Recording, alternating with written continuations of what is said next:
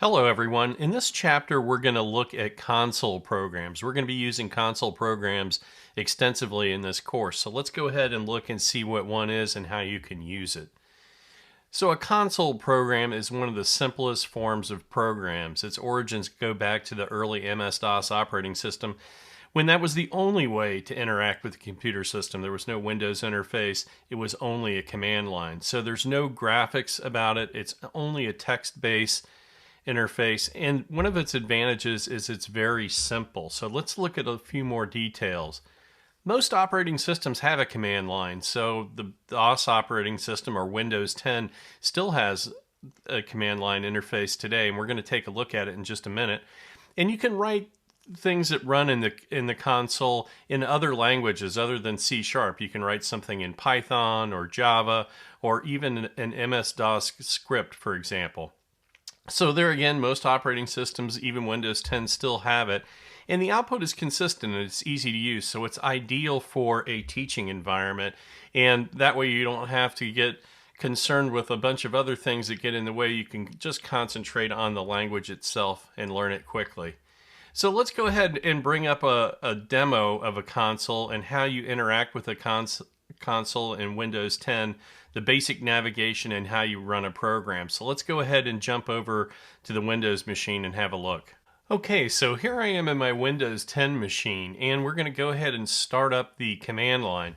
So to do that, you can go into the search down in the lower left, and you can just type in CMD, and notice how it brings up then the command prompt. If I double click on that, then it launches our command line interface or the command prompt.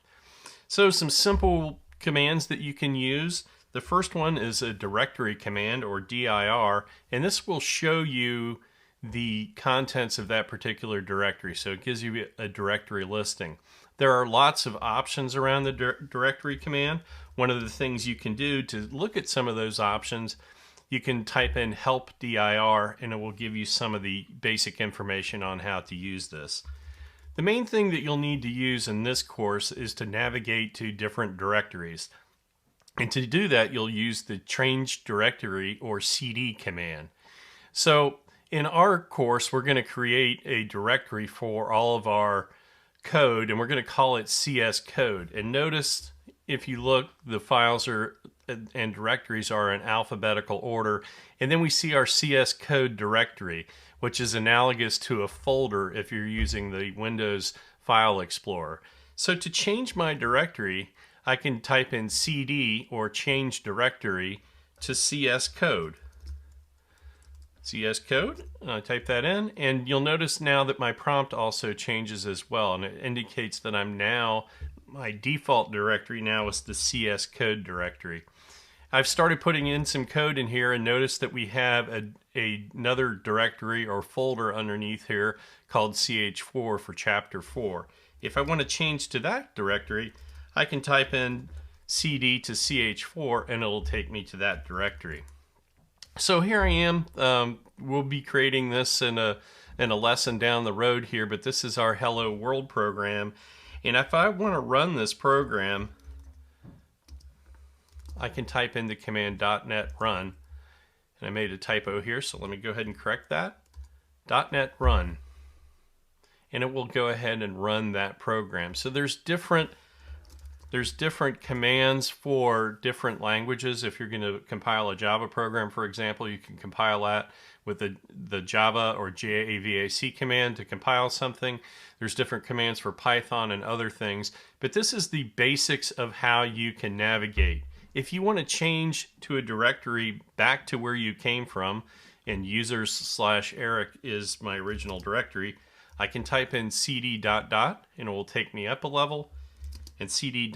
once again will take me to that home level directory, which in my case is /users/Eric. So that's a quick thing about the command line, and that's really all you'll need for this course. There's one other command you're going to need to copy a few programs, but I'm going to give the syntax to you to do that later on. That's really it. It's very simple to use the command line. There's tons of videos out on YouTube if you want to go into more detail about the command line, but I'll show you everything that you need to know as you go along step by step in these lessons. So let's go ahead and jump to the summary and wrap this lesson up. In summary, we've looked at console programs. These are programs without a graphical user interface, and they can be created for almost any operating system in use today. So for example, Windows, Linux, the Mac OS has a terminal program as well. So most operating systems, particularly desktop operating systems, have a command line interface. They're typically very utilitarian. They're great for things that are routine tasks, for things like backup or copying files, maintenance utilities, and they're also very good for learning a programming language because it really simplifies things and allows you to concentrate just on the language itself. So that's really it for this lesson. Thank you so much, and I'll see you in the next lesson. Bye-bye.